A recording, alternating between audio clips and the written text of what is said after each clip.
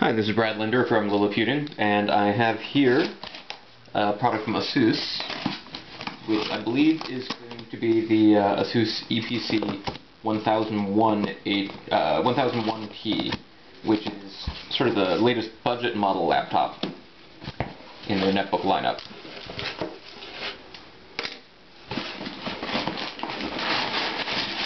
Sticking with the budget theme, seems to have a simpler case here than a lot of the others. Don't have any pictures or anything, just sort of cardboard. Now, I'm not entirely certain if this is the retail packaging, because this is a demo unit that the company sent me, but you can see it does look pretty simple compared to some of the others.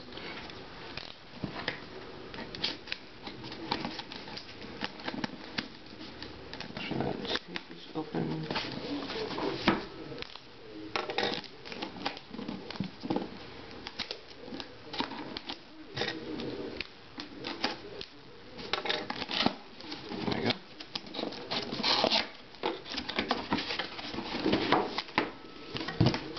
Let's open it up.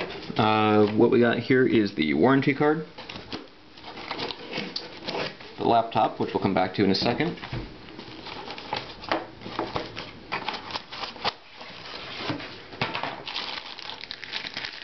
power cable,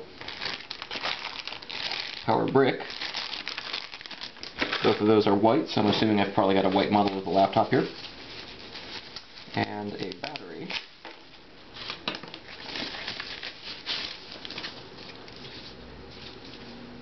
Which is a 6-cell, 4400 milliamp hour, 48 watt hour battery. Battery notice card, Windows 7 Starter Edition restore kit, some licensing information, and a user manual. Let's take a look at the laptop.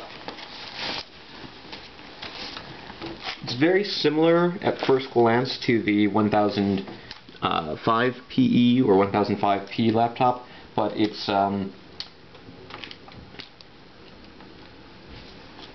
little bit different in a couple of ways. For a design element, what's interesting here is it doesn't have a glossy lid like I've gotten used to on the last couple of Asus Eee PCs that I've tested. It's sort of a matte, non-shiny plastic case. There's a textured pattern here on the lid. Not sure how well that shows in the light, but it's almost like a series of little boxes, kind of a checkered pattern. And that pattern continues onto the palm rest area. The touchpad doesn't have the same dimpled surface that I've seen on a number of other Asus touchpads recently.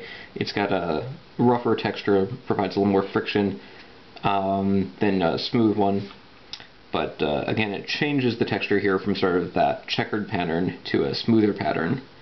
Single button with a rocker in the middle, so you can press left or right, press in the middle and nothing really happens. The keyboard looks pretty much the same as the keyboard on the 1005. It's not quite a full-size keyboard, but pretty close. There's a little bit of space in between each of the keys, but they're pretty much flat keys, sort of a two-tiered surface. So you get a lot of surface area on each key. Makes it pretty easy to type. Some of the keys have double functions. You can hit function plus home or plus the arrow key, for example, to do home and up down. Clearly, there's the function keys up here for toggling the wireless, the display, etc.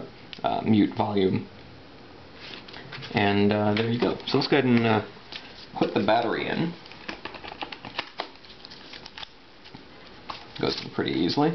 You'll see on the bottom here that there's a single axis panel, which is how you would upgrade the RAM or replace the RAM. If you wanted to get at the hard drive or other components, it looks like you're going to have to undo a series of screws around the computer and sort of disassemble it a little bit further. There's a SD card slot, microphone and headphone jacks, 2 USB ports, Ethernet.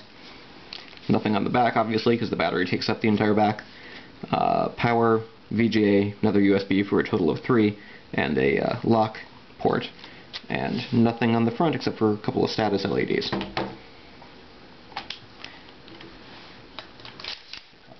plastic. And there are two buttons up here. This one's the power button.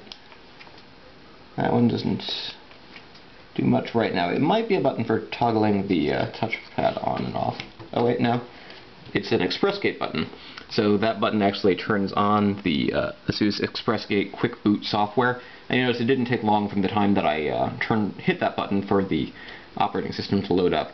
This is a sort of lightweight Linux-based operating system that lets you do a couple of actions.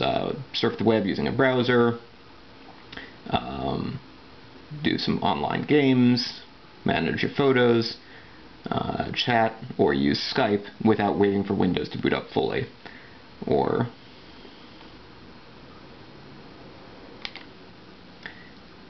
you can go ahead and boot right into Windows.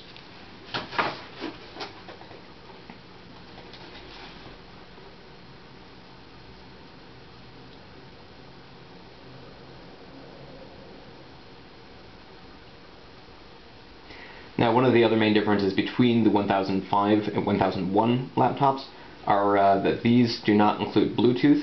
I believe they typically have lower capacity batteries than it looks like it's going to take a while for this to load because it's booting Windows for the first time.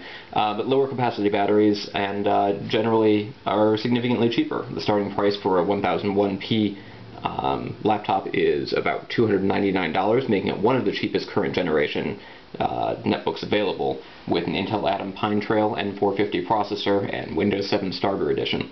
As I said, this is probably going to take a while to boot, so I'm going to go now, and stay tuned to this YouTube channel and to Liliputing.com for more details about the EPC 1001p and other laptops from Asus, HP, Lenovo, and others. This is Brad Linder for Liliputing.